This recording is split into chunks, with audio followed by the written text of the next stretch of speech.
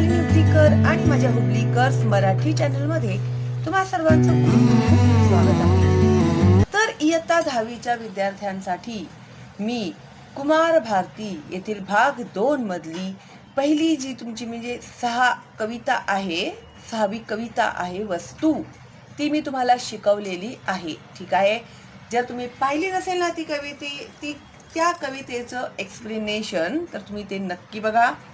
आणि आज आम्ही सोडवणार आहोत त्या कवितेच्या खालील प्रश्नांची उत्तरं। ठीक आहे, पण प्रश्नांची उत्तरं सोडवण्यापूर्वी कविता काय आहे ते समजणं आपल्यासाठी खूपच गरजेचं आहे। तर कविता बघितल्याशिवाय प्रश्नांची उत्तरं सोडू नका। ठीक आहे, प्लीज। कृती।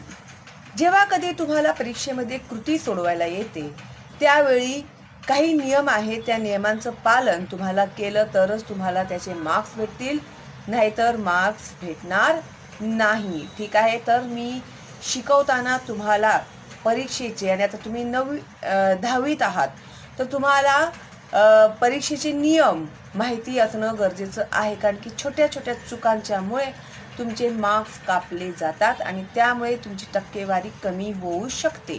ठीक आहे, तर कृतीमध्ये तुम्हाला इथे दिलेलं आहे आकृत्या पूर्ण करा। आकृत्या पूर्ण करामध्ये अ दिलं आहे वस्तूंची माणसासारखी असणारी वैशिष्ट्ये कोणती। ठीक आहे, तर आता वस्तूंची माणसासारखी असणारी वैशिष्ट्ये कोणती आहेत, तर त्याचं उत्तर लिहिताना तुम्हाला अशा प्रकारे चौकटी बनवाव्या लागतील।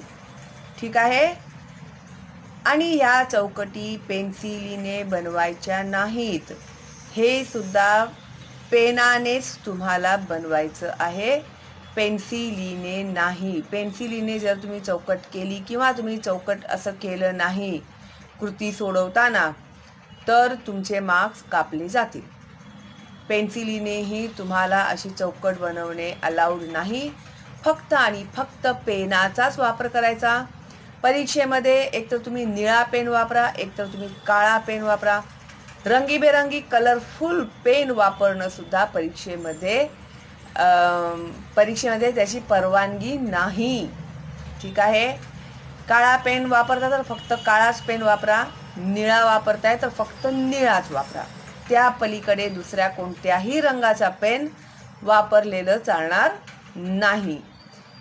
कृती लिहिताना ही जी काही तुम्ही आकृती काढाल ती पेनानेच काढायची आहे, त्यानंतर ती आतमध्ये तुम्हाला लिहायचं आहे की वस्तूंची माणसासारखी असणारी वैशिष्ट्ये आहेत ते कशी असतात, ते सेवक असतात, त्यांना सुद्धा स्वच्छता आवडते, माणसासारखे ते सुद्धा लाडावतात।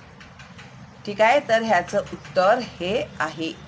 व्यवस्थित सुटसुटीत आणि मोकळं लिहायचं। वरती ओळ आखायची तुम्हाला सवय नसेल तर आतापासूनच ती सवय लावायला सुरुवात करा, नाहीतर त्याच्यासाठीही मार्क्स कापले जातील परीक्षेमध्ये। ठीक आहे, तर आता झालं वस्तूंची माणसासारखी असणारी वैशिष्ट्ये सेवक असतात, स्वच्छता आवडते, माणसासारखे लाडावणे। त्यानंतर आहे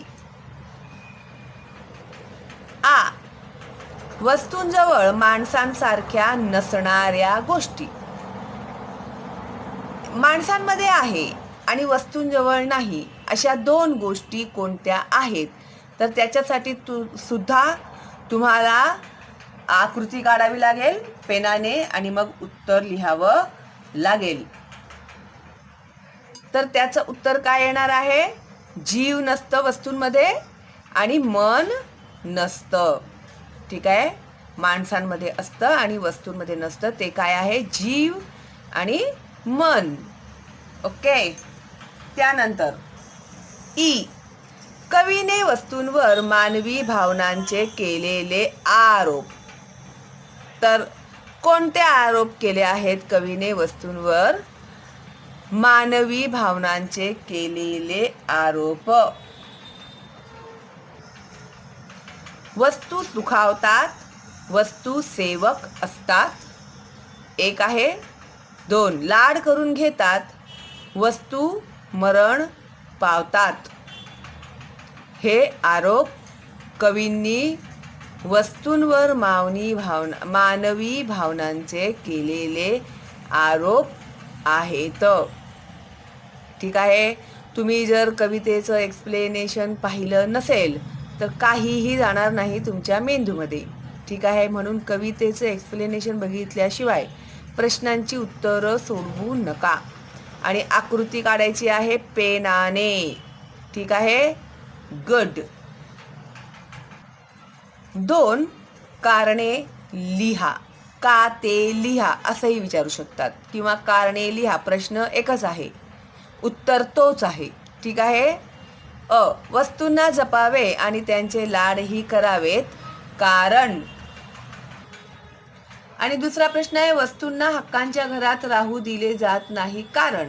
तर दोन्ही प्रश्नांची उत्तर आपण लिहून टाकूया.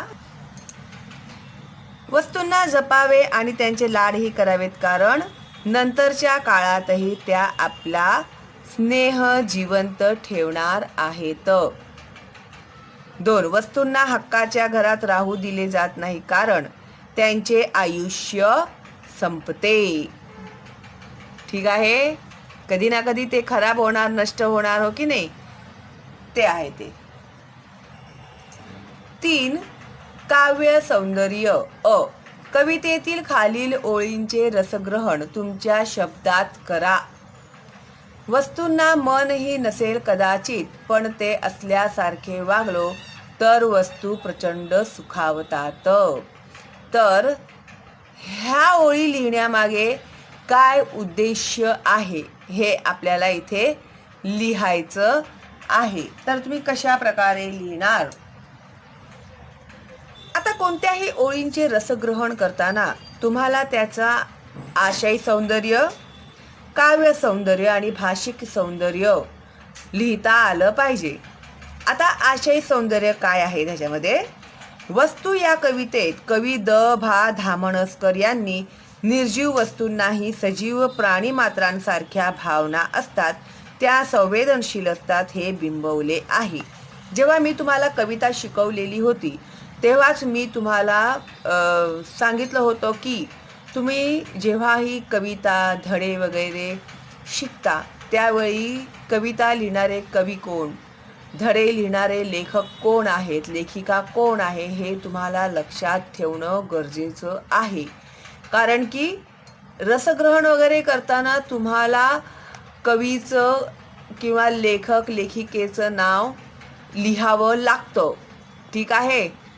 तर कवी, लेखक, लेखिका, कवयित्री यांची नावं सुद्धा तुम्ही पाठ करा किंवा कवी आणि त्यांचे लिहिलेलं लेख किंवा कविता ह्यांच्यासुद्धा तुम्हाला जोड्या येतील परीक्षेमध्ये. ठीक आहे. तर ते कशा प्रकारे येतील ते आपण जेव्हा प्रश्नपत्रिका सोडवू तेव्हा तुम्हाला सगळं डिटेलमध्ये समजेल. ठीक आहे. तर वस्तू या कवितेत कवी द.भा. धामणसकर यांनी निर्जीव वस्तूंनाही सजीव प्राणीमात्रांसारख्या भावना असतात, त्या संवेदनशील असतात हे बिंबवले आहे. तसेच वस्तूंना सहानुभूतीने समजून घ्यायला हवे व त्यांना प्रेमाने वागवायला हवे असे प्रतिपादन केले आहे. तर ह्या कवितेमध्ये त्यांनी आपल्याला काय सांगण्याचा प्रयत्न केलेला आहे ते आपण लिहिलं आशय सौंदर्य. त्यानंतर काव्य सौंदर्यामध्ये आपण क्लिअर करणार आहोत की बहुतेक माणसे वस्तूंना निर्जीव समजतात. हे तुम्ही तुमच्या भाषेत लिहिलं तरी सुद्धा चालेल. फक्त कशा प्रकारे लिहायचं आणि मुद्दे कसे आले पाहिजेत ते समजून घ्या. असंच्या असंच लिहायचं नाही आहे तुम्हाला. तुमच्या मनाने तुमच्या भाषेत तुम्ही लिहिलं तर अतिउत्तम. ठीक आहे. म्हणजे काय समजतं तपासणाऱ्याला की ह्याला समजलेलं आहे, कविता समजलेली आहे. बहुतेक माणसे वस्तूंना निर्जीव समजतात व त्यांच्याशी निर्दयतेने वागतात, त्यांना कसेही हाताळतात. माणसांच्या या कठोर कृत्यावर भाष्य करताना वरील ओळीत कवी म्हणतात की कदाचित वस्तूंना जीव नसेलही आणि मनही नसेल, म्हणून त्यांना आपण कठोरपणे वागवावे का. ठीक आहे. ह्याचं एक्सप्लेनेशन केलेलं आहे मी, तुम्ही नक्की बघा. वस्तूंना मन आहे असे समजून जर त्यांच्याशी आपण चांगले वर्तन केले तर वस्तूंना खूप आनंद होतो, त्या सुखावतात. आपल्या कुटुंबातील त्या घटक आहेत अशी आपुलकी आपण दाखवली तर वस्तूही आपल्याला प्रेम व माया देतील. ठीक आहे, हे आहे त्याचं काव्य सौंदर्य. आता भाषिक सौंदर्य काय आहे तर हे काय आहे, हे एक मुक्त छंद आहे. ही जी कविता आहे ती मुक्त छंद आहे. तर मुक्त शैलीतल्या या रचनेमुळे कवींनी या ओळींतून रसिकांशी थेट संवाद साधला आहे. रसिक म्हणजे कोण? रसिक म्हणजे आपण जे वाचतो आणि ऐकतो. ठीक आहे, तर त्यांनी काय केलं, आपल्याशी डायरेक्ट संवाद साधलेला आहे. अगदी साध्या पण आवाहक शब्दांत मोठे तत्व बिंबवले आहे. वस्तू व माणूस यांतील स्नेहबंध आत्मीयतेने जपायला हवा हा संदेश अगदी हळूवार पद्धतीने कवींनी दिला आहे. ठीक आहे, तर कशा प्रकारे असतात आपले संबंध आणि त्या वस्तूंची किंमत आपल्या दृष्टीमध्ये कशा प्रकारे वाढते, जास्त होते, हे मी कविता जेव्हा एक्सप्लेन केलेलं आहे ना मुलांनो, तेव्हा मी सांगितलेलं आहे. तर बघा, मी वारंवार सांगते तुम्हाला, बघा त्या कवितेचं एक्सप्लेनेशन. ठीक आहे, आता पुढे जाऊया आपण. वस्तूंनाही असते आवड स्वच्छ राहण्याची, याबाबतचा तुमचा दृष्टिकोन सांगा. तर त्याबद्दल तुम्हाला काय वाटतं आहे, तुमचं काय मत आहे या ओळींच्या बद्दल, की वस्तूंनाही असते आवड स्वच्छ राहण्याची, याबद्दल तुमचे काय मत आहे? तुम्ही कशा प्रकारे ह्या ओळींबद्दल विचार करता, तुमचा काय दृष्टिकोन आहे ते तुम्हाला इथे लिहायला सांगत आहेत. आता बघा, त्याचं उत्तर लिहिताना परत आपण सुरुवात कशी करणार. द.भा. धामणसकर यांनी वस्तू या कवितेमध्ये वस्तूंना कसे हाताळावे व जोपासावे याचा वस्तुपाठ देताना वस्तूंचे मानवीकरण केले आहे. म्हणजे वस्तूंना त्यांनी काय केलं आहे, माणसासारखंच केलेलं आहे. तर काय सांगत आहेत ते, बरीच माणसे वस्तूंना सजीव समजत नाहीत, त्यांनाही भावना असू शकतात हे लक्षात घेत नाहीत. कवी म्हणतात की त्यांनाही जीव आहे, मन आहे असे आपण समजून बरं का, लक्षात घ्या, समजून त्यांच्याशी वागलो तर वस्तूंना परमानंद होतो, म्हणजे परम आनंद होतो, खूप आनंद होतो. वस्तूंना कसेही हाताळू नये, त्यांना एखाद्या लहान मुलांसारखे लाडावून मायेने हाताळावे, सांभाळावून वापरावे. त्यांना हाताळताना आपले अस्वच्छ हात लावू नयेत, कारण वस्तूंनाही स्वच्छतेची आवड असते. महात्मा गांधींचे वचन आहे की स्वच्छता हा परमेश्वर आहे. हे तुम्हाला तुमच्या मनाने लिहायचे आहेत बरं का. तर ह्याच्यामधून तुम्ही समजून घ्या आणि मग तुम्ही तुमच्या मनानेही ते लिहू शकता. म्हणून केवळ माणसाने स्वच्छ राहावे असे नाही, आपण ज्या वस्तू वापरतो त्यांनाही स्वच्छ राखता आले पाहिजे.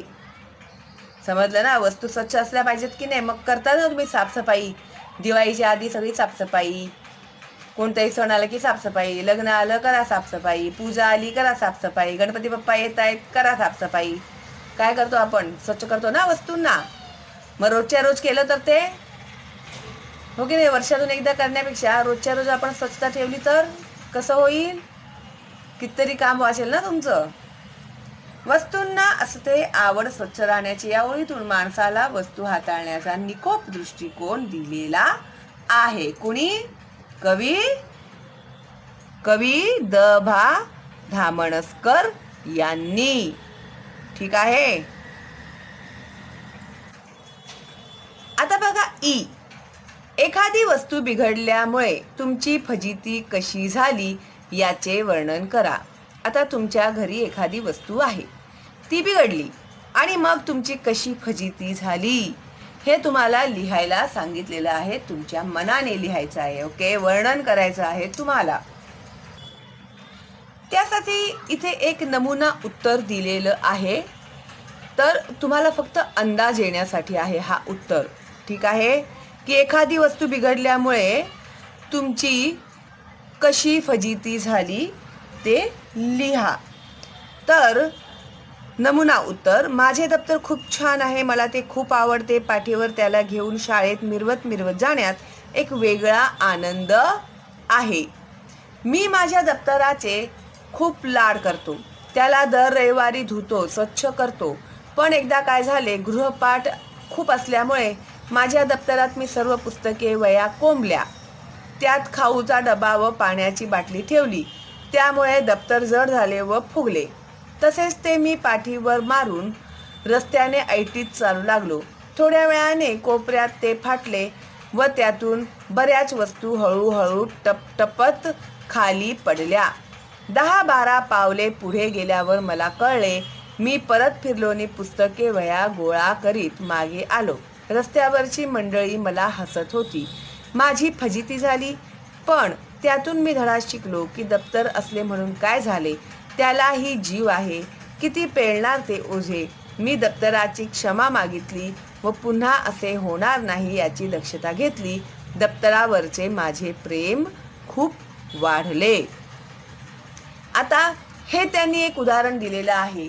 आणि मी काय म्हणते, आता समजा तुम्ही, आता आपण एक आत्ताच लेटेस्ट एक उदाहरण घेऊया. म्हणजे करोना काळामध्ये तुमचे ऑनलाईन अभ्यास सुरू होते आणि तुमचा जो मोबाईल होता तो तुमच्या हाताने पडला, समजा पाण्यात पडला, समजा बिघडला, आणि त्यामुळे तुम्हाला ऑनलाईन लेक्चर्स अटेंड करता आले नाही आणि तुम्हाला काहीच समजलं नाही. तुमची खूप मोठी फजिती झाली, असं सुद्धा तुम्ही लिहू शकता तुमच्या मनाने. ठीक आहे, अशी एक आयडिया दिली आहे मी तुम्हाला. त्या व्यतिरिक्त अजून दुसऱ्या काही चांगल्या आयडिया असतील तुमच्याकडे तर तुम्ही लिहू शकता, हो की नाही. आता समजलं ना तुम्हाला की तुमच्या शब्दात तुम्हाला ते लिहायचं आहे. ओके, तर प्रत्येकाचा अनुभव हा असेलही कदाचित वेगवेगळा. आता 10वी पर्यंत आलात तुम्ही तर काही ना काही तुमचे अनुभव असतील ना, त्याच्यातलाच एखादा अनुभव तुम्ही लिहू शकता याच्यामध्ये. ठीक आहे, गुड. आता तुमचा वर्गमित्र वर्गखोली किंवा शालेय परिसरातील वस्तूचे नुकसान करत आहे. त्या प्रसंगी तुम्ही काय कराल ते सांगा. आता तो तुमचा वर्गमित्र आहे. तुमच्या वर्गातील खोली किंवा शाळेच्या परिसरातील वस्तूचे तो नुकसान करत आहे, तर तुम्ही काय कराल.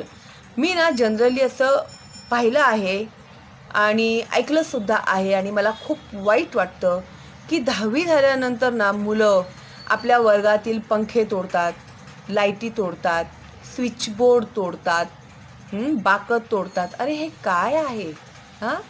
ज्या शाळेमध्ये तुम्ही शिकलात, आज तुमचं भविष्य घडवले त्या शाळेने, त्या शाळेचा तुम्ही असा अपमान करणं जाण्याआधी, किती वाईट गोष्ट आहे ही. आणि तुम्ही पाहिलं असेल तुमच्या मागील वर्षातील विद्यार्थ्यांनी सुद्धा असं काही केलंच असणार आहे नक्की. कधी ना कधी तुमच्या कानावर आलेल्याच असतील या गोष्टी. तर हे असं करू नका. शारदेचं मंदिर आहे आपली शाळा म्हणजे. देवळामध्ये जाऊन तुम्ही असं करणार का? तोडफोड, घंटा तोडून टाकणार तुम्ही जाऊन? मग ती सुद्धा मंदिरच आहे ना शाळा म्हणजे आपली. आणि कितीतरी मुलं जर असं कुणी करणार असेल ना, तर तुम्ही त्यांना थांबवलं पाहिजे की हे चुकीचं आहे, हे अजिबात करायचं नाही. काचा तोडतात खिडक्यांच्या, लाईटी तोडतात. काय हे किती मोठं पाप आहे हे माहिती आहे का तुम्हाला? प्लीज जर तुम्ही विचारही केला असेल ना तर तोही करू नका. खूप मोठं पाप आहे हे, लक्षात ठेवा. कधीच आपल्या विद्येच्या मंदिरात तुम्हाला तर उलट तिकडे तोरण बांधलं पाहिजे, पूजा केली पाहिजे तुम्हाला तुमच्या वर्गाची. तुम्हाला डोनेट केलं पाहिजे. ज्यावेळी तुमचा सेंड ऑफ होईल त्यावेळी नवीन काहीतरी वस्तू जी तुमच्या शाळेसाठी उपयोगी पडेल असं पूजा करा. त्याची विटंबना करू नका, त्याचं नुकसान करू नका. त्याच्यासारखं पाप काही नाही आहे, लक्षात ठेवा. ठीक आहे, आता हा विषय आला म्हणून मी बोलते तुम्हाला. ठीक आहे, तर तुम्ही असं प्लीज करू नका. ओके.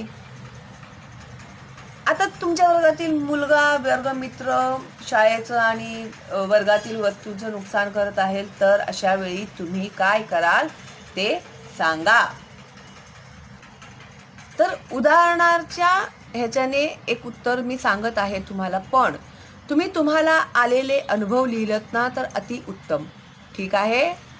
तर आमच्या शाळेत गेटपासून शाळेच्या मुख्य इमारतीपर्यंत रस्त्याच्या दुतर्फा फुलझाडांच्या कुंड्या रांगेने लावलेल्या आहेत. माझा मित्र रमेश खूप खोडसाळ आहे. एकदा शाळेत शिरताना त्याने मुद्दाम एका कुंडीला लाथ मारून खाली पाडली. आतील फुलरोपासहित माती विखुरली. मी सोबतच होतो. मी त्याला त्या कृत्याबद्दल विचारले. तेव्हा ते चुकून झाले असे सांगितले. पण मला माहीत होते त्याने ते मुद्दामहून केले आहे. मी त्याला समजावले, ठीक आहे, तू चुकून लागली म्हणतोस ना, मग आता आपण ती नीट उचलून ठेवू. तो मानेना. तो पुढे जाऊ लागला. तेव्हा मी त्याला, या कुंड्या शाळेने फक्त शोभेसाठी लावलेल्या नाहीत, विद्यार्थ्यांना शाळेत येताना प्रसन्न वाटावे हाही त्यामध्ये चांगला हेतू आहे. तसेच शास्त्रात आपण शिकलो की दिवसा झाडे प्राणवायू सोडतात, म्हणजे ऑक्सिजन, व कार्बन डायऑक्साईड घेतात. हा प्राणवायू आपल्याला मिळतो. शिवाय फुलांचे विविध रंग आपल्या डोळ्यांना सुखावतात असे समजावून सांगितले. तो मला सॉरी म्हणाला व निमूटपणे आम्ही दोघांनी कुंडी जशी होती तशी करून ठेवली. ठीक आहे. तर हे एक उदाहरण म्हणून दिलेलं आहे. तर तुम्हाला आलेले अनुभव तुम्ही लिहू शकता. बाकांवरती लिहितात मुलं, कोरतात नावं, हो की नाही, कोरतात ना, आपलं नाव कोरून ठेवतात बाकांवरती. ते शार्पनरचं असतं ते टोक, त्याच्याने काय काय तरी करतात. हे पण वस्तूंचं नुकसानच आहे ना. तर अशा प्रकारचे तुम्ही तुमचे अनुभव सांगू शकता. ठीक आहे. आता खाली उपक्रम मध्ये तुमच्या घरातील आजी आजोबा पणजोबा यांच्या काळात असणाऱ्या वस्तूंची माहिती मिळवा. अशी एक ना एक वस्तू असणारच तुमच्या घरी. तुमच्या आजी वगैरे असतील तर त्यांच्या आजीची, त्यांच्या आईची डबा असेल, काहीतरी दागिना असेल तर ते तुम्ही त्यांना विचारू शकता, त्याबद्दल माहिती मिळवू शकता. 2. वस्तूंची नीट काळजी घेणाऱ्या आपल्या कुटुंबातील सदस्यांची मुलाखत घेऊन संवाद लेखन करा. आता अशा प्रकारची वस्तू कोणतीही असू देती, तर त्याबद्दल जे कोणी त्या वस्तूंचा सांभाळ करतो तर त्याचं तुम्ही मुलाखत घ्यायचं संवाद लेखनामध्ये. ठीक आहे. आता समजा तुमचे काका आहेत किंवा काकी आहे, तर एखादी चांदीची मूर्ती आहे देवाची तुमच्या देवळामध्ये जी वडिलोपार्जित आहे, तर त्या मूर्तीची तुम्ही कशा प्रकारे निगा राखता, कसं त्याला स्वच्छ ठेवता, कशी त्याची पूजा करता, असं सगळं तुम्ही माहिती त्यांच्याकडून घेऊ शकता. 3. तुमच्या घरातील अडगळीत टाकलेली वस्तू, विकायला काढलेली वस्तू जर तुमच्याशी बोलू लागली तर ती काय बोलेल याची कल्पना करून लिहा. आता एखादी वस्तू टाकण्यासाठी म्हणून आपण कसं भंगारमध्ये टाकतो की नाही, तर अशी वस्तू तुमच्याशी जर बोलू लागली तर काय बोलेल ती वस्तू तुम्हाला, तर ते तुम्ही कल्पना करा आणि लिहा. ठीक आहे. तर निबंध लेखनामध्ये सुद्धा मी अशा प्रकारचे निबंध दिलेले आहेत तुम्हाला. आता एखादी वस्तू तुमच्याशी बोलेल तर ते तिची आत्मकथनच झालं नाही का. तर पुस्तकाची आत्मकथा, एक पुस्तक समजा आहे, त्याची आत्मकथा तुम्ही लिहू शकता त्याच्यामध्ये, हो की नाही. तर बघा मग तुम्हाला जसं जमतंय त्या हिशोबाने तुम्ही ते लिहू शकता. आता पुढे त्यांनी इथे बघा तुम्हाला कंदील व विजेरी म्हणजे बॅटरी यांच्यातील संवादाची कल्पना करून संवाद लेखन करायला सांगितलेलं आहे. आता जेव्हा कंदील आणि बॅटरी हे दोघे एकत्र आले तर ते लोक काय बोलतील एकमेकांशी. आता कंदील माहिती आहे ना तुम्हाला, आधीच्या काळात लोक टॉर्च नव्हते तेव्हा ना, हे नव्हते, विजेरी बॅटरी नव्हती त्यावेळी, तर हे कंदील घेऊनच लोक जायचे नाही का. तर आता काय ह्या दोघांच्या मध्ये संवाद होऊ शकतो. कंदील, फार दिवसांनी भेट झाली आपली, कशी आहेस तू. विजेरी, मी बरी आहे, पण तू इथे काय करतोस, तुझी आता गरज उरली नाही. कोण म्हणत आहे असं, बॅटरी म्हणत आहे कोणाला, कंदीलला. कंदील, असे का म्हणतेस, तुझे आणि माझे एकच तर कार्य आहे, स्वतः जळून दुसऱ्यांना प्रकाश देणे. विजेरी, ते ठीक आहे, पण तू अगदी जुना पुराणा झालास, तुला पेटवताना किती कष्ट पडतात मी पहा एक बटन दाबले की लांब वर झोत पडतो. कंदील हो, पण तुझा प्रकाश डोळ्यांना त्रास देतो. मी अगदी मंद तेवतो. विजेरी तू तर उगाचच मिणमिणतोस. माझ्या प्रकाशाचा झगमगाट तर बघ कसा लखलखतो मी. कंदील अगं तुला सेल लागतात पेटवायला. ते गेले की तुझा खेळ समाप्त. मी तर अखंड तेवत राहतो. विजेरी तुलाही तेल लागतंच की. तेल घाला, वात ठेवा, ती भिजवा, तेव्हा कुठे तू पेटतोस. कंदील माझ्याकडे तेल आहे खरंच. तेलाला स्नेह म्हणतात. फार प्राचीन काळापासून माझा व माणसांचा स्नेहबंध आहे. विजेरी हो, पण काळ बदलला. आता तुझी गरज नाही. कंदील असे म्हणू नकोस. प्रकाश देणे आपले व्रत आहे. आपल्या दोघांचेही कार्य एकच आहे. आपल्या कार्याचा विसर पडू देता कामा नये. तर अशा प्रकारे हे एक उदाहरण आहे. ह्या व्यतिरिक्तही तुम्ही तुमच्या मनाने दुसरंही काही लिहू शकता. ठीक आहे. तर अशा प्रकारे आपला हा स्वाध्याय संपलेला आहे. ठीक आहे. तर आता हा व्हिडिओ झालेला आहे 26 मिनिटांचा. तर व्याकरण व भाषाभ्यास जो आहे ते मी तुम्हाला पुढच्या व्हिडिओमध्ये शिकवते. ठीक आहे. चला तर मग आपण भेटूया लवकरच पुढच्या व्हिडिओमध्ये. नवीन आहात तुम्ही तर लाईक करा, सबस्क्राईब करा आणि बेलचं आयकन टॅप करताना ऑलच्या नोटिफिकेशनमध्ये जा. म्हणजे मी लाईव्ह स्ट्रीममध्ये जेव्हा तुम्हाला शिकवणार ना मुलांनो, त्यावेळी तुम्हाला तुमच्या ज्या काही शंका असतील त्या तुम्ही ताबडतोब क्लिअर करू शकता. ठीक आहे. चला मग भेटूया लवकरच पुढच्या व्हिडिओमध्ये. तोपर्यंत ऑल दी बेस्ट तुम्हाला आणि मी सांगितलेल्या नियमांचं ठीक आहे. ओके. चला मग बाय बाय.